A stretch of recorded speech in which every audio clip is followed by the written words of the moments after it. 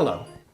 Welcome to Understanding Reality, part of our ongoing Release Your Wings program.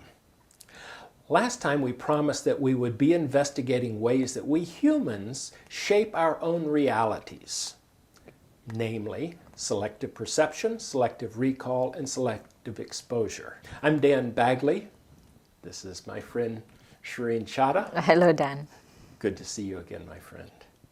So in talking about selective perception, most of us think that we are seeing reality, and sometimes we're a little confounded that other people don't see the same reality. Are you finding that in your own world? Yes, of course. Any examples? I mean, who's your favorite sports team? Someone else thinks that's better? That's not you, of course. I was just thinking, actually, I had an opinion this time for Super Bowl. Which was unusual because I don't have opinions about who should win the Super Bowl. But it was noticed that half the stadium thought one team should win, half the stadium thought others should win. Anais Nin once said, "We don't see things as they are. We see things as we are." And that's what shapes how we selectively perceive different things. I'm always amazed when the news person says, "It's going to be bad weather coming in. It's going to be raining this weekend." And I'm thinking, there's probably farmers that really like the rain coming in this weekend. We've been in a drought here in Florida for a while. Rain is good. So is the rain good or bad? Or is it just how we choose to think about it?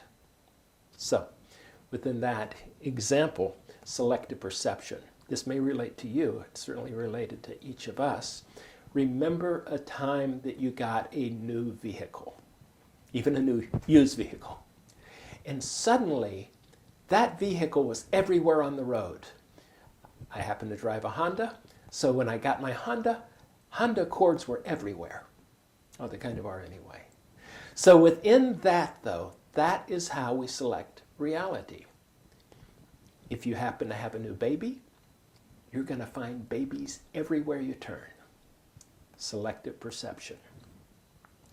One experiment, and then I'm going to turn it over to Shireen so you can test your own selective perception. What I'd like for you to do now is look around the room, and the room you're in, not this room we're in, and notice everything in the room that is blue. Look around.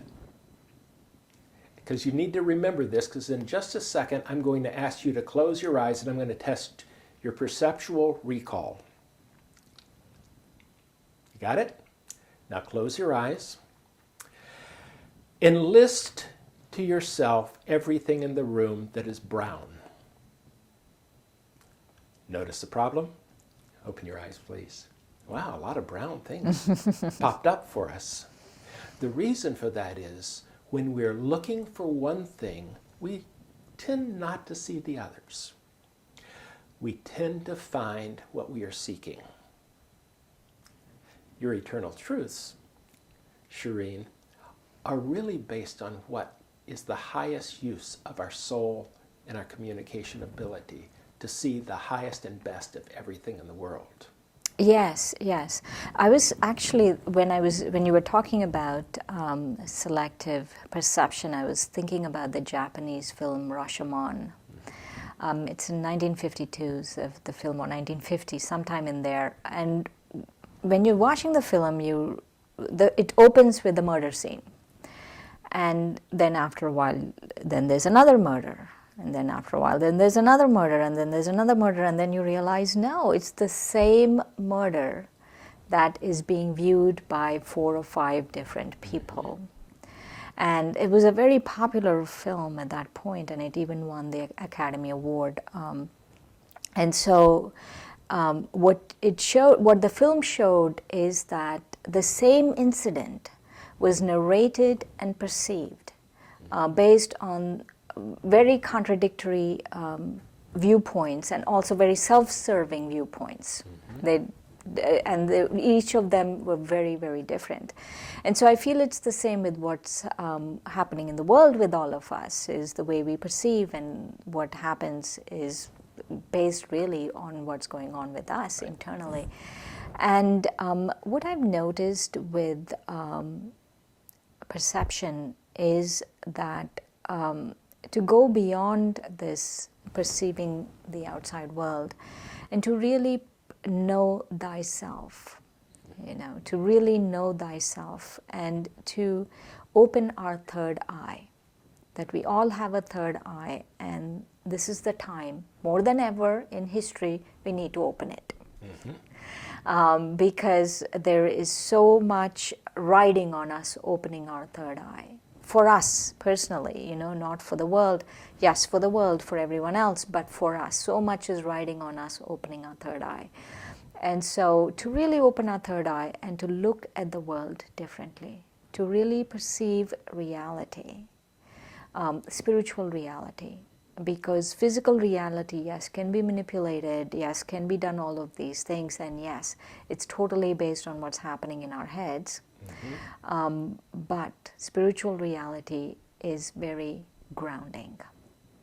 So the higher your thought level, the more grounded you are, paradoxically, yes. in reality. Yes, yes.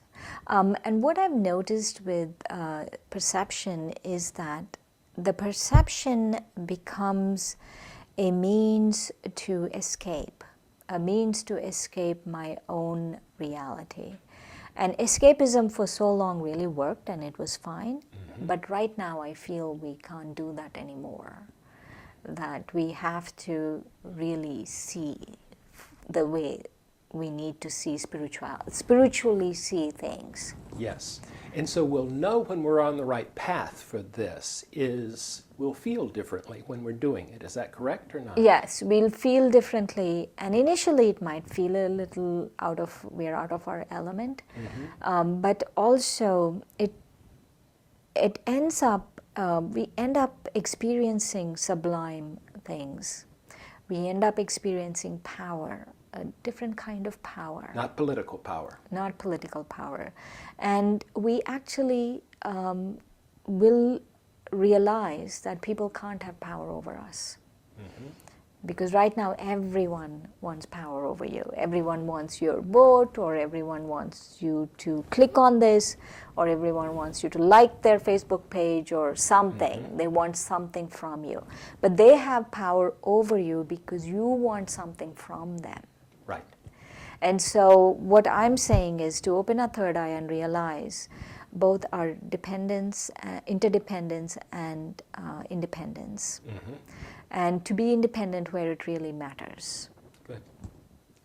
So within this, we are seeing what we tend to look for, and therefore what we ought to be looking for is the higher truths in our lives. Yes. And when we find these higher truths, when we focus on them, life feels just ever so easier than it did before. Right. And what I've noticed is your spiritual reality can also reflect, if you really repeat something within spiritually, reflect on something, keep reflecting on it, and have a really pure intention, it becomes reality. For example, if I want peace, if I want power, if I want freedom, if I reflect on real peace, real power, real freedom, and I keep doing that with purity of intention, it will become my reality. And my life will run more smoothly. Good. Thank you, Shireen. Thanks, Dan. Thank you for joining us.